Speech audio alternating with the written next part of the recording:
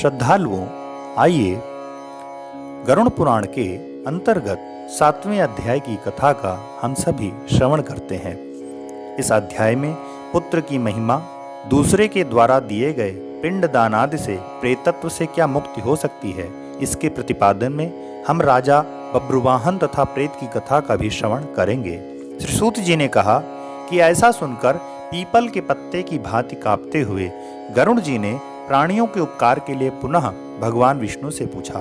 गरुड़ जी ने कहा, हे स्वामिन, किस उपाय से मनुष्य प्रमादवश अथवा जानकर पाप कर्मों को करके भी यम की यातना को ना प्राप्त हो, उसे कहिए। संसार रूपी सागर में डूबे हुए दीन चित्त वाले, पाप से नष्ट बुद्धि वाले तथा विषयों के कारण दूषित आत्मा वाले मनुष्य के उद्धार के लिए हे माधव, पुराणों में सुनिश्चित किए गए उपाय को बताइए, जिससे मनुष्य सद्गति प्राप्त कर सके। तब श्री भगवान बोले, हे ताक्षर, हे गरुण, मनुष्यों की हित की कामना से तुमने बहुत अच्छी उत्तम बात पूछी है। सावधान होकर सुनो, मैं इस विषय में सब कुछ तुम्हें विस्तार से सुनाता हूँ। हे खगेश्वर, मैंने इसके लिए पहले पुत्र रहित और पापी मनुष्यों की यातना का वर्णन किया है।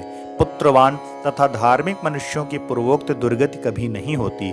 यदि अपने पूर्वाजित कर्मों के कारण पुत्रोत्पत्ति में विघ्न हो तो किसी उपाय से पुत्र की उत्पत्ति संपन्न करें। हरिवंश पुराण की कथा सुनकर विधान पूर्वक शतचंडी यज्ञ करके तथा भक्ति पूर्वक शिव की आराधना करके विद्वान को पुत्र उत्पन्न करना चाहिए। यतः पुत्र पितरों की पुम नामक नरक से रक्षा करते हैं, अतः स्वयं भगवान ब्रह्मा ने ही उसे पुत्र नाम से कहा है।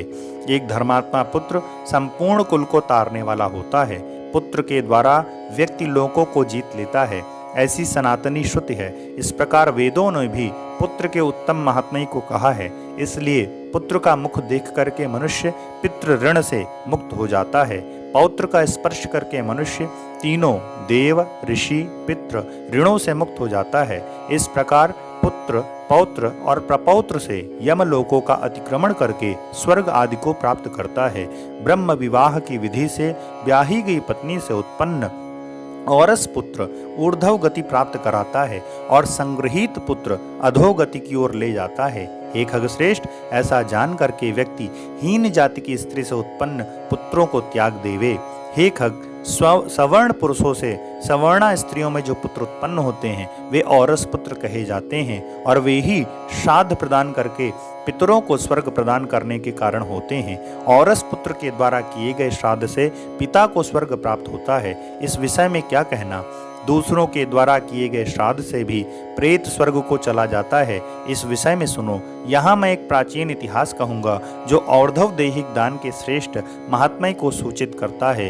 हे गरुण, पूर्व काल में त्रेता युग में महोदय नाम के रमणीय नगर में महाबलशाली और धर्मपरायण बब्रुवाहन नामक एक राजा राज्य करते थे।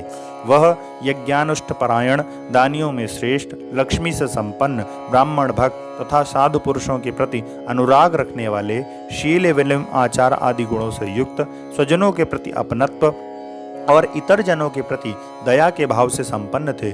छात्र धर्म परायण वह राजा बब्रुवाहन औरस पुत्र की भांति धर्म पूर्वक अपनी प्रजा का पालन करते थे और दंड देने योग्य अपराधियों को दंड देते थे। वह महाभावु किसी समय सेना के साथ मृगया के लिए नाना वृक्षों से युक्त एक घनघोर वन में प्रविष्ट हुए। वह नाना पशुओं से व्याप्त और अनेक पक्षियों से निनादित था। उस समय राजा वन के मध्य में दूर से एक मृग को देखे। राजा के द्वारा सुदृढ़ बाण से विद्ध वह मृग बाण सहित जंगल में अदृश्य हो गया। रुधिर से गीली हुई घास पर अंकित चिन्ह से राजा ने उसका पीछा किया। तब मृग के प्रसंग से वह राजा दूसरे वन में जा पहुंचे।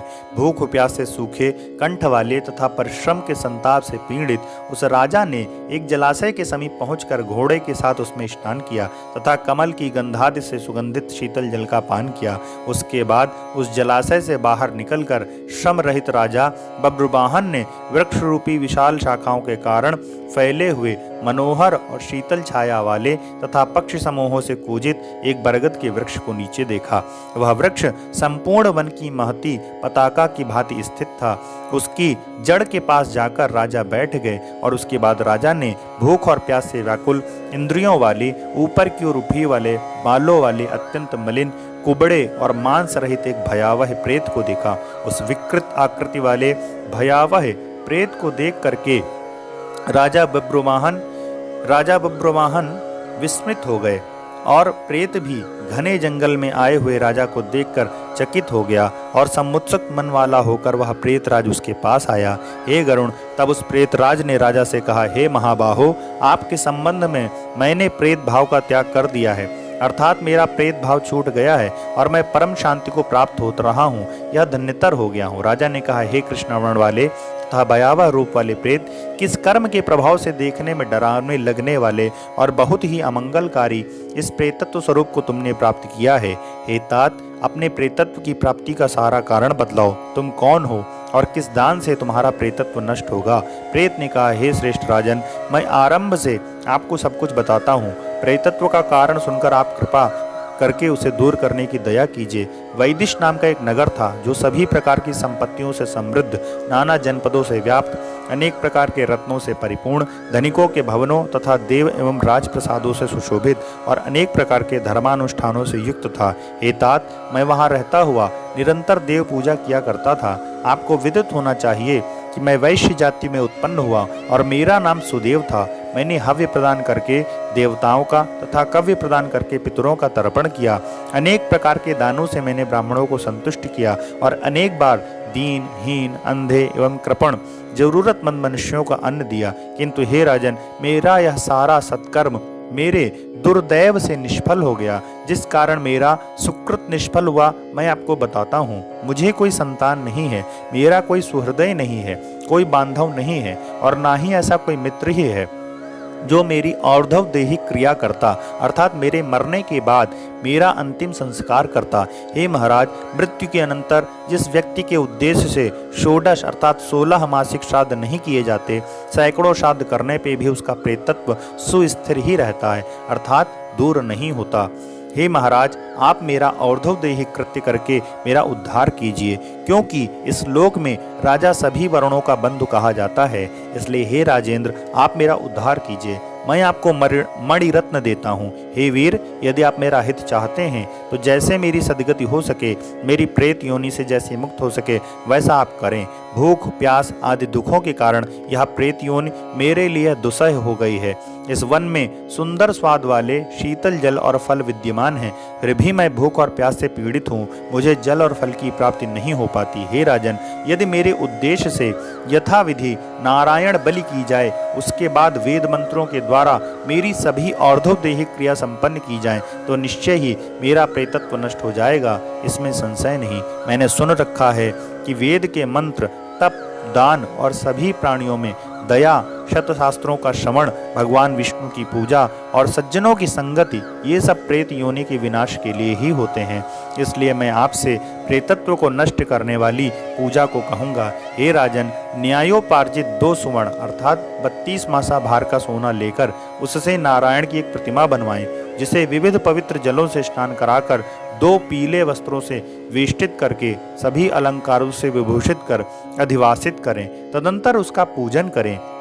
उस प्रतिमा के पूर्व भाग में श्रीधर, दक्षिण में मधुसूदन, पश्चिम में वामन, उत्तर में गदाधर, मध्य में पितामह, ब्रह्मा तथा महादेव शिव की स्थापना करके गंध, पुष्पादि द्रव्यों के द्वारा विध विधान से पृथक पृथक पूजन करें। इसके बाद प्रदक्षिणा करके अग्नि में हवन करके देवताओं को तृप्त करके घृत, दही और तथा दूध से विश्व देवों को तृप्त करें।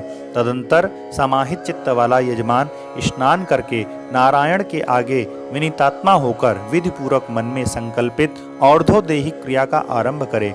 इसके बाद क्रोध और लोभ से रहित होकर शास्त्र विधि से सभी श्राद्धों को करे तथा व्रतोत्सर्ग करे। तदंतर ब्राह्मणों को 13 पद दान करे, फिर शैया दान देकर प्रेत के लिए घटका दान करे।